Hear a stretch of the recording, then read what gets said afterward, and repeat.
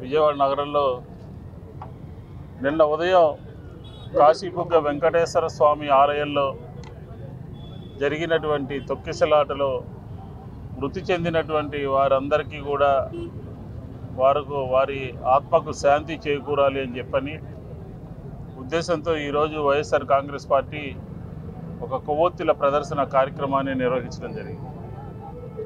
ఆంధ్రప్రదేశ్లో కూటమి ప్రభుత్వం, మరీ ముఖ్యంగా చంద్రబాబు నాయుడు గారి ప్రభుత్వం వచ్చిన దగ్గర నుంచి దేవాలయాల్లో జరుగుతున్నటువంటి సంఘటనల్ని మనం ఒకసారి పరిశీలిస్తే ఈ ప్రభుత్వ అధినేతలు, ఈ ప్రభుత్వంలో కీలకంగా ఉన్నటువంటి వ్యక్తులు వెంకటేశ్వర స్వామి వారి ఆగ్రహానికి గురవుతూ ఉన్నారు.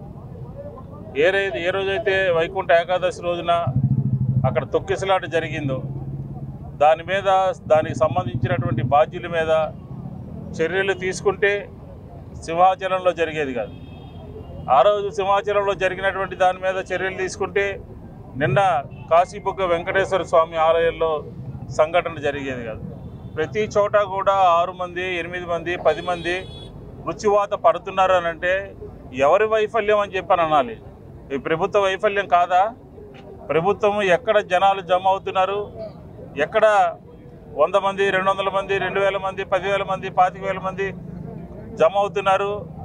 వారికి పోలీసు యంత్రాంగం పరంగా చర్యలు తీసుకోవాల్సిన అవసరం ఉన్నది లేదని చెప్పనేది ఆయా పోలీస్ స్టేషన్లో ఉన్నటువంటి అధికారులకి సంబంధం ఉందా లేదా అని వైఎస్ఆర్ కాంగ్రెస్ పార్టీ అడుగుతూ ఉంది.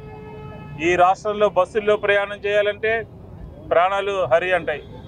ఈ రాష్ట్రంలో దేవాలయాలకు వెళ్ళి దేవుడి యొక్క దర్శనం చేసుకోవాలి అని అంటే ప్రాణాలు ఇంటికి తిరిగి వస్తామో లేదో తెలియనటువంటి పరిస్థితి నెలకొంది. ఈ హిందూ దేవాలయాల పట్ల ఈ రాష్ట్ర ప్రభుత్వము సరైనటువంటి భద్రతా చర్యలు కానీ, సరైనటువంటి పరిపాలనా వ్యవహారాలు కానీ చూడట్లేదు. వైకుంఠ ఏకాదశి తిరుపతిలో జరిగింది.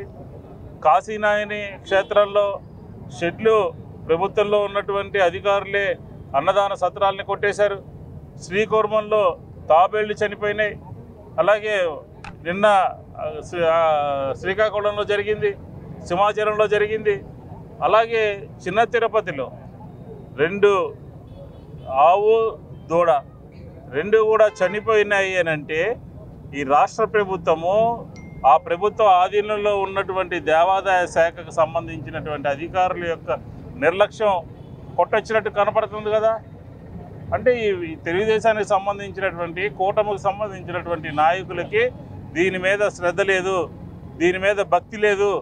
అందుకనే తెలుగుదేశం నాయకులు భగవద్గీతను కూడా అవమానించే విధంగా భగవద్గీత ఇతర గ్రంథాలని తేలిగ్గా తీసుకుని మాట్లాడుతున్నారనంటే రాష్ట్ర ప్రభుత్వము, నేను ఎక్కడో చూసాము, మనం ఇంకా ప్రతిపక్షంలో ఉండము, ఎప్పుడు అధికార పక్షంలోనే అని చెప్తున్నారు.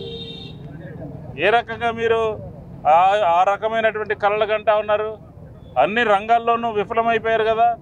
తుఫాను వస్తే ఈరోజు లక్షలాది మంది రైతులకి ఇన్సూరెన్స్ లేక రోడ్డు మీద పడితే, అలాగే జోగి రమేష్ని అరెస్ట్ చేస్తే, నిన్న 10 మంది చనిపోతే డైవర్షన్ పాలిటిక్స్ అన్నమాట.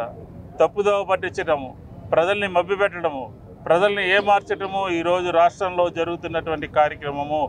ఖచ్చితంగా ఆంధ్రప్రదేశ్ ప్రజలు విఘ్నులైనటువంటి వారు సరైన సమయంలో ఈ ప్రభుత్వానికి, కూటమికి బుద్ధి చెప్తారు అని చెప్పని ఆ చనిపోయినటువంటి తిరుపతిలో చనిపోయిన, సింహాచలంలో చనిపోయిన, అలాగే నిన్న కాశీబుగ్గలో చనిపోయినటువంటి వారందరి యొక్క ఆత్మలకి శాంతి కలగాలి అని చెప్పని వైఎస్ఆర్ కాంగ్రెస్ పార్టీ కోరుకుంటాం.